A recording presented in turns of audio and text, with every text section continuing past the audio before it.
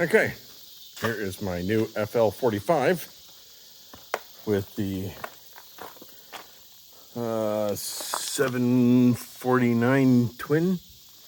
Got a battery disconnect in it. Actually looks like it's got a full-size battery back in there. This is completely empty shell and terrible welding job. In fact, I don't even think it's welded. It's just a perforated steel bent. So it's not even welded. Plus, I think it's hollow completely. So I'm gonna see if it's actually bolted in there, or if it needs to be bolted, and then I'm probably gonna fill this with concrete just to give it some serious weight on the ass end. I figured, okay, the first thing I wanted to do with it, because it didn't come with any grease fittings. These are number 6, M6 fittings, and there's 1, 2, 3, 4, 4, 8. Another 2 is 10, 11, 12, 13, 14, 15, 16, 17, 18, 19. There's 19 fittings you got to put on here. So there's 2 in the very back there on the end of the cylinders. There you go. I'll definitely check these lock collars, since I saw a guy had this thing's loose, but I had to use a pair of pliers to grab hold of it so I could tighten them on there. Not exactly fun. Apparently it doesn't have proper bushings in there, so I'm gonna see how long that'll last. But the first thing I did is I wanted to take off the panel so I could get to the front of the engine, and I'm glad I did, because if you notice, look at that damn thing is just it's coming out as it is right now.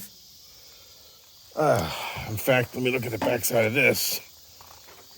I'll bet the bolt was spinning on it. Yep, there it is. That's where the bolt was hitting on it.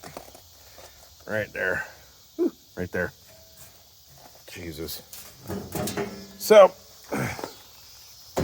tightening everything up.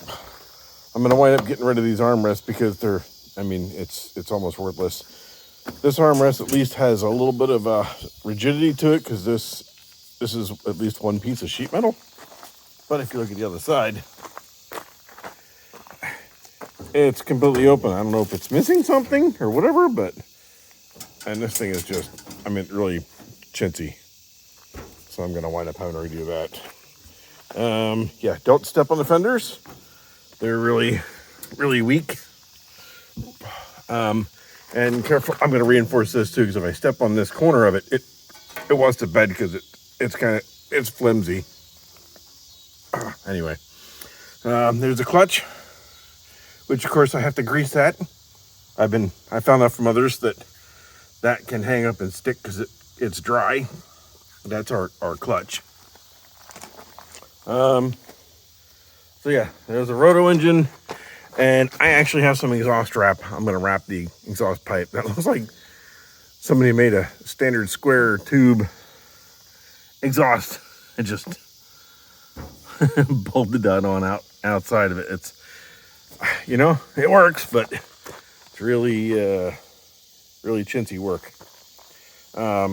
Probably one of the last things I'm going to do. Not right away. But this starter, I know it comes with the engine from factory, but the starter and the throttle, I'm gonna reposition that switch up here. And then I got to check, because I was told that this amp gauge doesn't work, but I'll find out. This thing is so brand new. I still got plastic all over the damn thing. So I'll get that. It's like the horn won't work unless you turn this goofy ass key on. Oh, wait. Oh, you have to. Oh. Duh. I'm like, it ain't working. That's right. Now with the key on that on. Now the horn works. And the cute little headlights work. And something I'm definitely not going to use is turn signals. Anyway, I'm going to get that bolt tightened up, and then I'm going to work from there. Anyway, here is my FLAND FL45. I also have to check the oil level, make sure that that's good. And also, I've got to check the pumpkins down there to make sure that they got oil in them. Last thing I need or want is this drive it dry and burn them up. And there's my hydraulic pump down there, which I got to check. I got to see if I'm going to keep that one or if I'm going to put a dual pump on that. Because if I put a dual pump on it, then I'm going to add a handle over here because I have no attachments for the front, which I really, really, really want a brush hog. I got to work on that. Anyway, more updates to come as I work on this machine and use it and see how good it is. And